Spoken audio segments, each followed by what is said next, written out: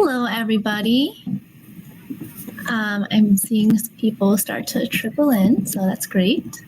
Hi everyone. Welcome to the UCR session at MBA Spotlight. My name's Winnie Zhang, and I will be your host today. It's also my pleasure to introduce Tamara Johnson, who's Associate Director of Recruitment and Admissions, and Daniel Lan and Ying Chao Fu, who are Student Ambassadors. So we'll begin with a quick overview of the full-time MBA program and any critical information that you need to know in order to be successful in your applications. And then after the presentation, we'll open it up for Q&A, and I'll do my best to have the team answer as many questions as possible. And then for everyone who is in the audience, we have two ways for you to engage. So there's a Q&A tab and the chat tab on the screen to your right. You can post the questions on the Q&A tab. That's where we'll be checking, and I'll be answering the questions probably with the ones with the most upvotes and start from there and try to get to as many as we can today. Finally, I'm sure many of you are wondering about the application fee waivers. By attending today's session, you'll qualify for an application fee waiver, and that's also if you have a 3.0 GPA or above. So I'll turn it over to the team to get started on the presentation today. Great. Thanks so much, Winnie. We really appreciate the introduction. We're looking forward to presenting today. So let me go ahead and share. So as Winnie said, we are from the University of California, Riverside School of Business. So excited wherever you're at in the world. Good morning, maybe super early in the morning, maybe even good evening or good afternoon. You know, UCR really is where your dream can come true. And, you know, this is one of those things I thought was a cliche until I really started talking to the students after they arrived and found out dreams really do come true here. We are part of the University of California system. It is one of the best and largest public research institutions in the entire world. We're made up of 10 campuses. We have just under 300,000 students in all 10 campuses and over 2 million living alumni. Now, why do I mention this? Well, it's important because this is your network system. This is who you can reach out to and say, hey, I'm an alum of the UC system as well. At the University of California, Riverside, we are one of the fastest rising ranked universities in the United States right now. We are number one in social mobility for 4 years in a row.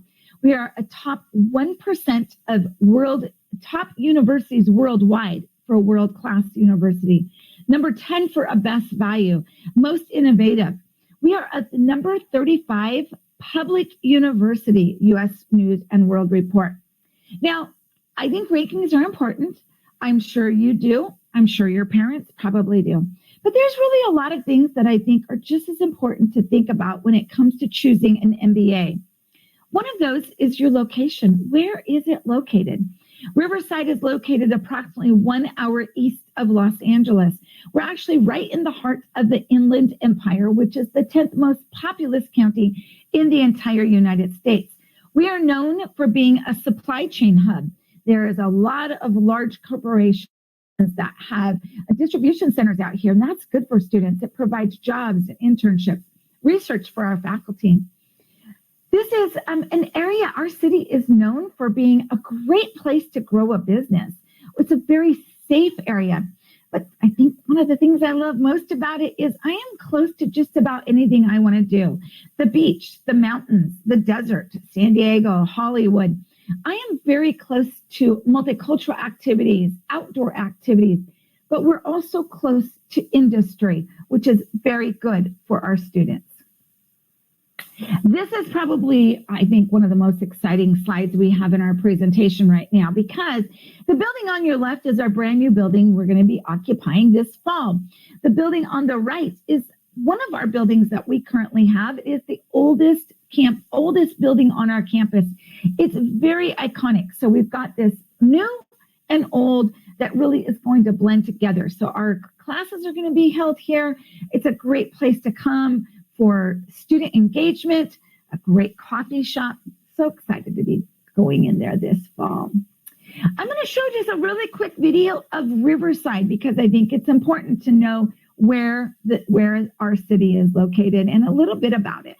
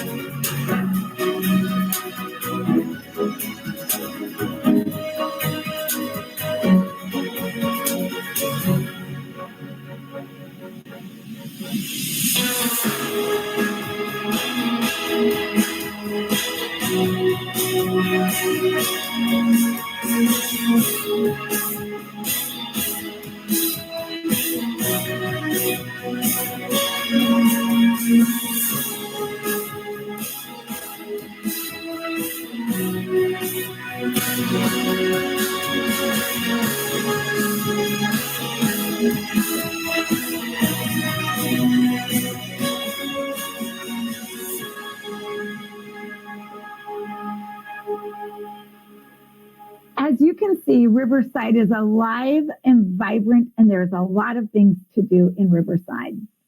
Now let's talk specifically about the A. Gary Anderson Graduate School of Management. We are a business school. We really do live out our value, which include integrity, inclusion, innovation, and collaboration. We are a top 100 U.S. News and World business school. Our faculty have great rankings, and there's a lot to be said about our faculty and their research.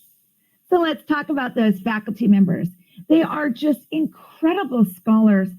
But I think the thing I love most about our faculty is they don't just care about our students and their education inside the classroom. They truly care about our students outside the classroom as well. Not only your mental well-being and your physical well-being, but also your jobs, your internships. They have fantastic research. And so this is stuff that you get to be a part of. So let's talk about these programs. And I just want to show you that we also have some specialty masters in finance, accounting, business analytics. But we're here today to talk about our MBA. We have 21 different countries represented, just under 500 students in all of our graduate programs. And every single one is STEM designated. Our MBA program, it is, of course, a full-time program. It's covered over a 21-month time frame, 80 units. We are, again, ranked and is STEM designated. So in the first portion of your MBA, you're taking 9 core business courses. It really runs the gamut of business, from finance to marketing, supply chain operations. You're getting such a strong business foundation. In the second half, you get to choose from one of our 7 different areas of concentration. And so you can dive really deep into that area. Now, I know some students are actually going for 2 different concentrations. You have to take 5 classes in order to have a concentration. This is what our MBA class of 2025 profile looks like. As you can see, we're about 50-50 women and males, international, domestic. Average GPA is about a 3.5, and our average GMAT is a 663. Now, the thing I really kind of like to hone in on is look at undergraduate majors. Only 54% come from a business or commerce background. So you can see we're very diverse, not only in age, ethnicity, gender, but undergraduate majors, work experience. That's great for the classroom. And why? Because you don't just learn from the professors. You learn from each other as well. So it's great to have a variety of individuals coming in that bring so many different experiences to the classroom. Now, another thing that I think is incredibly important is what kind of support are you going to receive? Our Graduate Student Success Center really takes the approach of both career and academics. Our career development wants to make sure that you are prepared and very successful going out into your career. They do career workshops. They do career fairs. Obviously, they're bringing in alumni to do panels to talk about their own career journey, talk maybe about their industry. How did they get where they got? These are all really important aspects to set you up for success. They also provide a lot of opportunities for networking because, you know, as I tell ambassadors, network, network, network, network, and then network some more. These are some of our most recent employers. I'm sure you probably recognize just a few names there. Walt Disney, Amazon, Deloitte, EY. But our students are also getting jobs at some of those lesser known companies and still rising up through the rankings. And that's really important. Our Student Success Center also takes a one-on-one approach in their advising for academic success because we want to make sure students have that roadmap ready, that they graduate on time. We want to make sure there's development workshops, alumni, but also some really important things are social events. Why? Because your classmates are your network, right? We want to make sure you get to know them. We also provide a great opportunity for a peer mentor in the summer and your first quarter to help set you up for success on the student-centric side of things. Our goal really is to provide you with everything that you need to complete on time, and that you have really career outcomes through a very diverse range of programs, events, consultations, peer mentorship, of course. We also have some great resources on our campus that you can access. Our Graduate Student Resource Center on campus that provides so many opportunities for you to come in and really meet people, providing opportunities for what do you need in order to prepare dress-wise. So those are all some really good things that our campus does provide. Additionally, we have some great opportunities for students to be a part of things outside the classroom.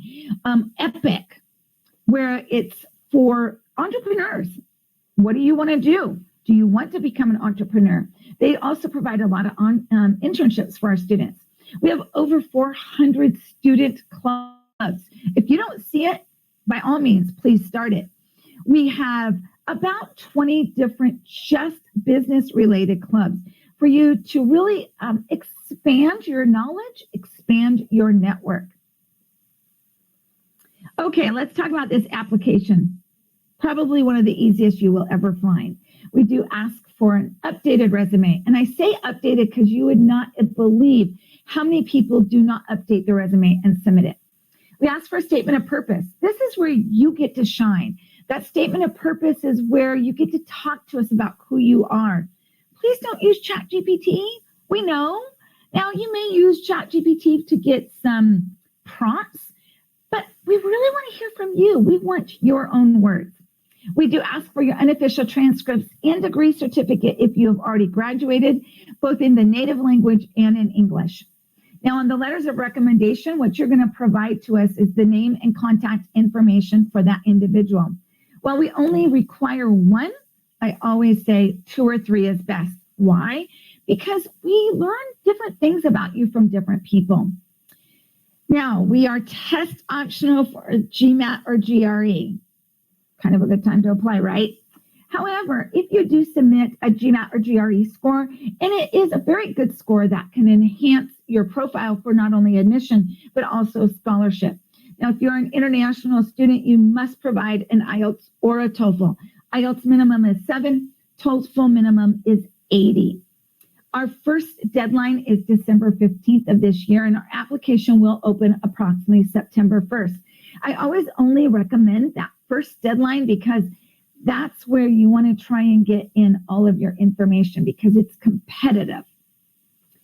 We look at every single one of our applicants for some form of scholarship. Currently, 96% of our students do have a scholarship with us.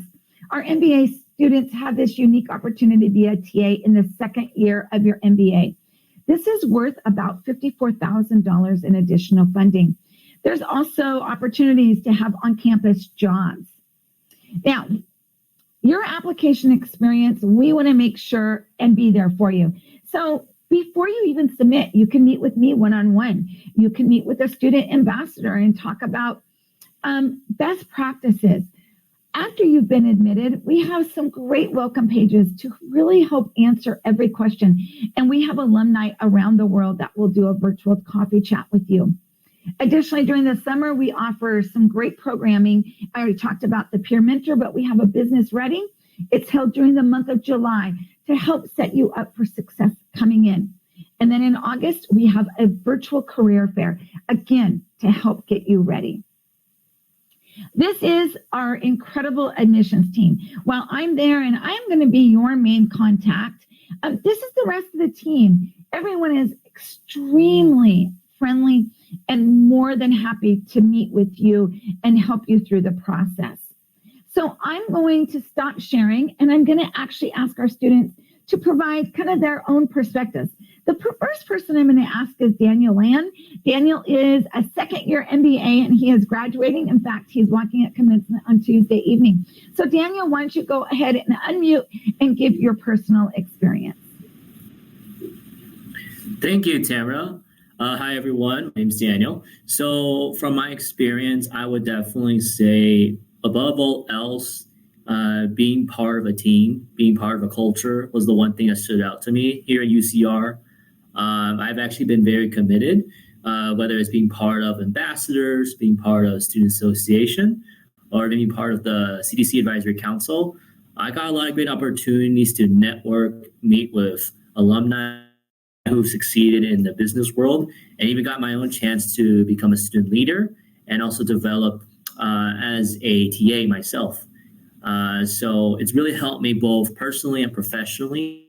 Made a lot of great friends, made a lot of great memories, and I see myself, compared to 2 years ago, very different who I once was.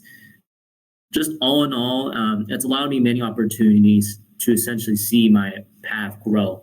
And I'm really excited to share that with everybody here as I get closer to commencement and move on to the next chapter of my life. Thanks so much, Daniel. Our second speaker is going to be Yin Chafu, and she is an international student from China. So go ahead and unmute yourself. Okay, hi everybody. So my name is Ying Chao and I'm from China. And as Tara said, I'm an international student and I have years of experience in vehicle industry. So my background is engineering and I choose to be here. So I think a lot of things make a very big impression on me. So first I want to talk about something about the diversity. So in my work, I met a lot of person and I work cross-world team with all the person from different countries a lot. I think I've met a lot of person and my circles is very diversity. But when I came here, it's amazing. I met a lot of friends here from all over the world. So Tamara, if I get something wrong, just correct me. I think there's an event in our ambassador team. They said that in our ambassadors team, we spoke more than 19 languages. So I think the number really impressed me. So after class, we have a lot of ideas on how to doing with the business. So I can really feel this is a very good resource for me to know the India friend, to know the Turkey friend, Russian friend, and the Thailand friends all over the world. And we really can come out a lot of good ideas to expand our future career. So I think this experience is very helpful for me. Another is I want to talk about something about our faculty and advisor. So here you are very lucky to meet we call the American Mama, the Tamara here. She's very nice and a great person to us and give me especially a lot of help. And also I want to talk about our advisors. So they are all smart women. I think it's a kind of a top smart woman I met in my life. They are very dedicated to the questions you go for them. So somehow I have some experience in working. So I think some cases in myself is a little complicated. So every time, but I usually go to their place for help, because they really provide very good advice and give me the right direction for me to how to proceed with this case. So I always go to them. So I think they're very helpful. So don't worry if you come here, you have very strong support behind you. And the last part I want to talk about is the quality of the courses here. So the STEM course, right?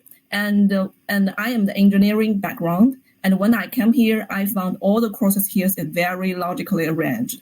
And the professor here is they deliver their lectures in a very understandable way and very logically arranged and deliver very clearly. So this is very impressed me. And I found the method learned, especially for the student you want to pivot your career, this is very helpful method you can learn and to help in your future career.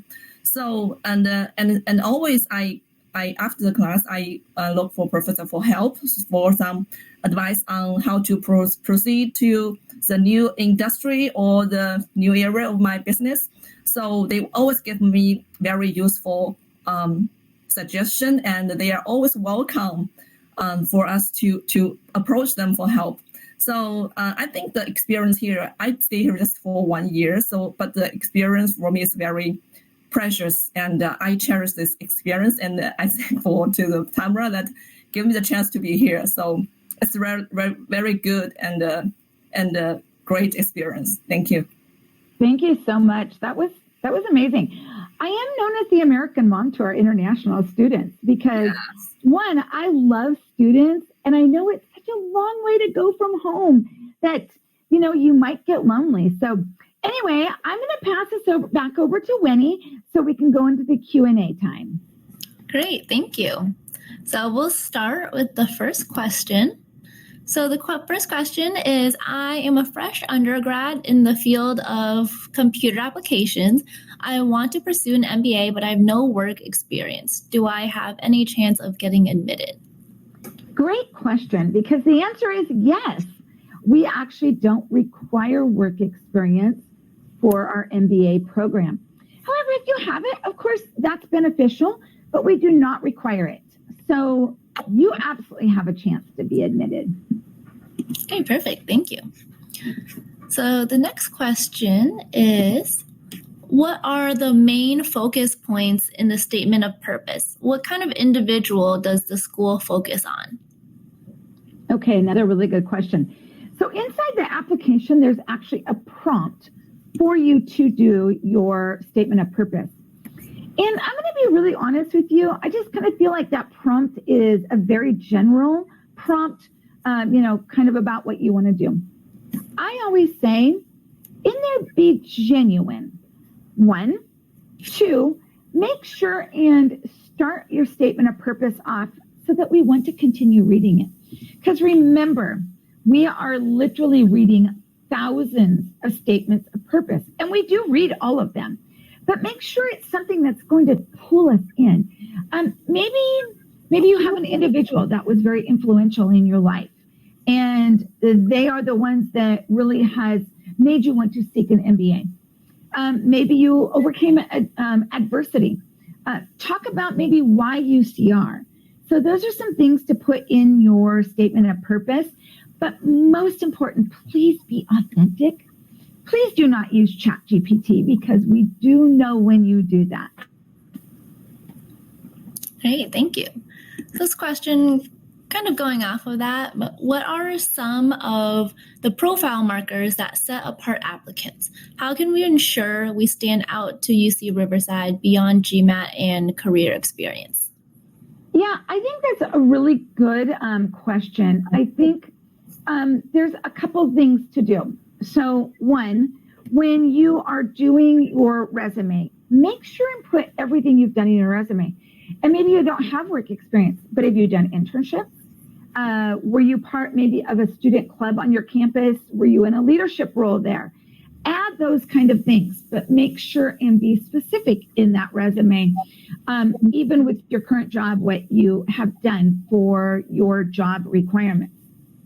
Second, when you're looking at your letters of recommendation writers, make sure to choose individuals that they're not going to just say, I recommend this person, but that they can speak about your strengths, whether it's leadership, your drive to succeed, your motivation to learn new things, your teamwork, whatever it might be. It might be a professor. It might be somebody that you work for. I highly recommend getting academic and professional. And then again, be authentic in your statement of purpose. And last but not least, if I get to know you through a one-on-one, you better believe I am going to talk about you. So utilize my one-on-ones. My calendar is open for you to do that. Yeah, it's great. And kind of going off of that, if someone were to have a lower GPA or not have a traditional business background, or some part of their application they may think is weaker, are there ways that they can compensate for that or acknowledge that? Yeah, absolutely there is. That's again another really great question, because of course GMAT or GRE, that was going to take maybe a lower GPA and elevate it a little bit. But let's just say, for instance, you just don't feel like you did very good in your undergrad at all. Let's say it's a 2.9. But let's say you got maybe a 600 GMAT. Well, while that's going to offset it a tiny bit, maybe you address that in your statement of purpose. A small paragraph. Did you overcome adversity? Maybe somebody in your family passed away, and so one semester of your studies, you just didn't do well. Maybe you had your own illness. Talk about that. And sometimes you could just do a separate essay, no more than a page, couple paragraphs, that addresses that, because that talks to us about really your drive and your ambition. Great, thank you. Next question is, does the post-MBA career outcomes consider or facilitate a pivot that's greater than 15 years in an industry for non-military international applicant? And if yes, does the committee also consider someone looking to pivot in all three of the following demographics, industry, and job function? Okay, that's a loaded question. There's a lot there. So basically it comes down to this. When we're looking at somebody that wants to pivot, why do you think, 46% of our students approximately come from an undergraduate major that is not business or commerce? Because they want to pivot. I will never forget somebody that's graduating here on Tuesday. She came from India, and her background was architecture. Her undergraduate degree was architecture. She went in working in an architecture firm. And when I talked to her a couple years ago, she said, "Can I do this? How will I be considered?" And I said, "Absolutely." And this is why. Because one, when you look at C-suites, specifically CFO, CEO, all the C's, majority of those have an MBA. But it doesn't mean that's what their undergraduate was. It doesn't mean that's what their work history was. But why an MBA? An MBA helps you learn a little bit about business across the board. So when you go in that boardroom and you meet with the finance person, and finance isn't your background, you understand what they're saying. Supply chain, you understand what they're saying. So when we're looking at, a person's background, we take it all in. And you know what? We want to be diverse, because somebody that's coming from architecture versus someone that's coming from psychology and someone coming from business bring different things to the classroom. So that is important for our students. It's important for your learning environment. Now, when it comes to career outcomes, we are seeing, and I'm just going to be really honest with you, sometimes you just go, wow. Again, I'm going to go back to the architecture. You were architecture. You had nothing to do with marketing, but you went into marketing in your internship, and that's where you want to go for your full-time career. And as long as you're showing how you're pivoting and what you're learning and the skills that you're bringing, career outcomes are there for people. Great, thank you. And another question is, what are the kind of global opportunities or travel opportunities during the MBA program? So we do not have a global aspect that's built into our MBA. However, we do have faculty that do global trips, typically at the end of every single quarter. And they've gone to China, Taiwan, India, Vietnam, Ireland, Norway, England. I mean, there's a plethora of different places that they've gone that you can join and be a part of.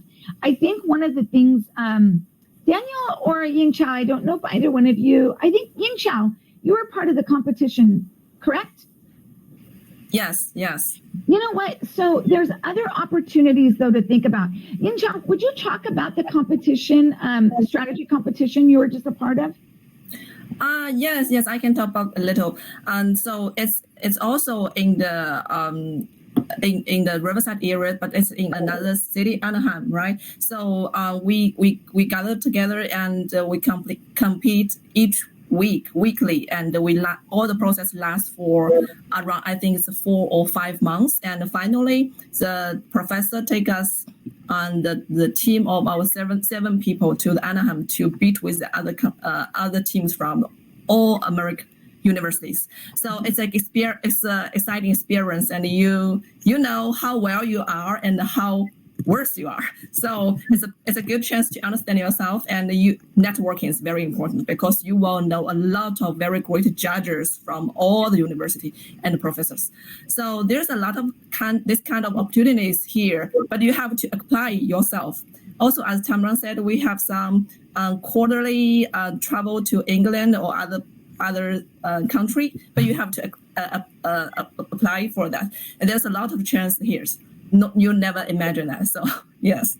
Yeah, thank you so much. The reason I brought that in as part of this is because those are all additional opportunities really to expand your professional experience, your technical experience, but also expand your network system as well. Great, thank you.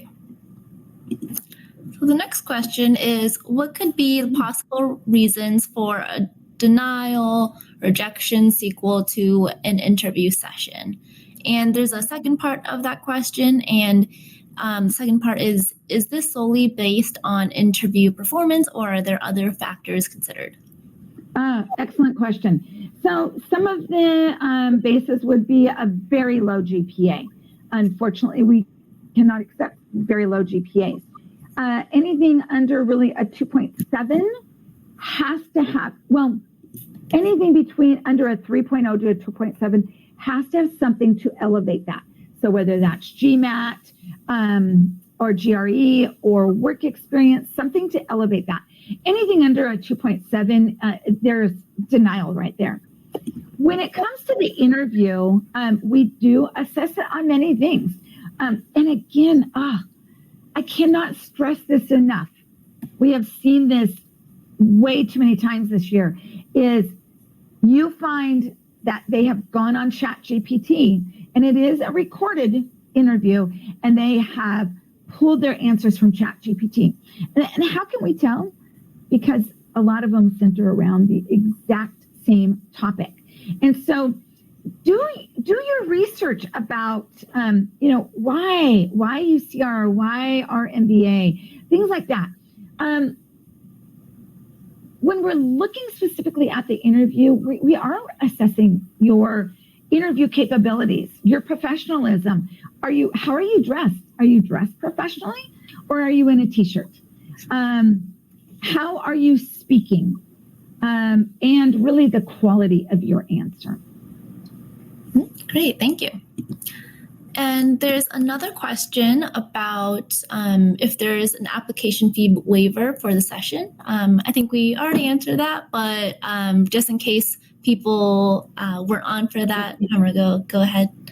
Yeah, so we are giving an application fee waiver, and I'm just going to be really honest with you. It's actually not a waiver. At the business school, we actually pay that fee on your behalf. So there is no code. You must email me and let me know that you have finished your application. Everything must be in your application for me to actually pay the fee. You must also have a 3.0 or higher in order for me to pay that fee. If your undergraduate GPA or score is international and it's not a 4.0 scale, we will do some conversion, and then we will decide if it's a 3.0 or higher. But do know we actually pay that fee on your behalf to our university. Okay, great. Thank you. So another question would be about community. You were talking about that a lot during the presentation, but are students supportive of each other, especially during the recruiting process? And maybe this will be a good question for the student ambassadors as well. Yeah, absolutely. Daniel, can you take that question, please? Yes. Can you ask that one more time, Winnie? I just want to make sure I understood it perfect. Yeah, of course. So in terms of community, are the students supportive of each other, especially during the recruiting process? Oh, yes, definitely. I still remember when I first went through the application process, I was able to network and connect to one of the fellow students at UC Riverside. He guided me, showed me the ways, told me essentially what were the resources there in terms of housing, what were good options in terms of choosing your first class, what were the programs to choose. And even when I first came to the campus, right from the very first week, there was an orientation session. So for a lot of us first incoming students, we were able to learn about all the programs that are offered. We got to meet some of the faculty, Tamara included. And we even had events like the beach bonfire, where essentially it was a nice get together event for everybody to spend time at the beach, relaxing under the sun, talk to one another, get to know each other, and really be connected as a community. So I think there are a lot of opportunities for that, particularly again on your first day during your first week orientation. You get to meet a lot of people. So from my experience, I learned a lot from that. And a lot of my first friends, even some of the students who I still connect to today, were made from those memories. So yes, there are a lot of great opportunities to become a community. I think that's one of the things I love about our students is it and our program is we're really considered a smaller graduate business program. And so we are more family than students. Mm-hmm. Mm-hmm.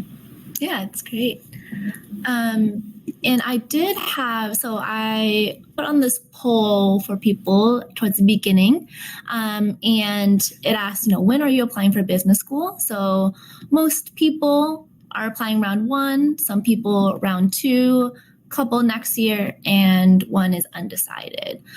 So do you have any advice for people who are applying within the different rounds? Maybe talk about the differences from your perspective or anything like that. Well, I think what you will find is, if you apply in the round 1 or even the second round, it's okay. But this is what I want you to remember is in round 1, we have more scholarship funds available than we do in round 2. So the opportunities to get maybe potentially a little bit extra scholarship potentially is there. It's not necessarily across the board true. We look at you very holistically, both for admission and for scholarships. So just think about the fact of, do I want to get in earlier versus later with maybe potential of a little bit more scholarship? I don't think there's really a whole lot that maybe would set it apart or different from somebody, but definitely think about that round 1. Okay, great. Thank you. And there is another question. Is there a joint degree in MS available alongside the MBA? No, we do not have a joint degree. Okay. But this is funny you would say that because a few years ago we had someone that finished their MBA and then applied right into our an MS with us, MS in finance, because they wanted both and they wanted to stay an additional year with us and get that additional degree. Mm-hmm.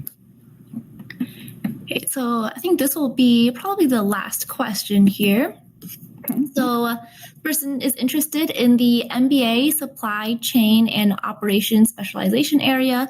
I'd like to ask if you have any clubs, resources, or networking opportunities for students interested in broadening their exposure in this space. I love this question, and this is why. So remember how I said earlier, we have so many clubs, and if you don't see one, then start it. And that happened this year. A supply chain club got started, and they have been so active. They've done so many company visits and had speakers in. It's honestly been super exciting to see how this club has progressed this year. So we do have that. And as I said, We are the supply chain hub here in Southern California. Perfect. Thank you so much. So great timing because there's 5 minutes left, and those are all the questions that we got. Just making Excellent. sure. Yep. Yeah. So is there anything else that you would like to leave the attendees with? Any information or anything like that? So, honestly, what I'd like to say is, one, reach out to me. The more I know you, the more I can connect with you. Our ambassadors love to speak to individuals. And Riverside is a great place to come and study. Being part of the University of California system really makes your degree so valuable, and we would love to have you with us. Okay, perfect. Well, thank you so much for coming to this session and presenting to everyone. And everyone, thanks so much for coming. We really appreciate it. And I hope you enjoy the rest of the sessions. Thank you very much, Winnie. And thank you for joining us, everyone. We hope to see you here on our campus soon. Okay, bye, everyone. Bye-bye.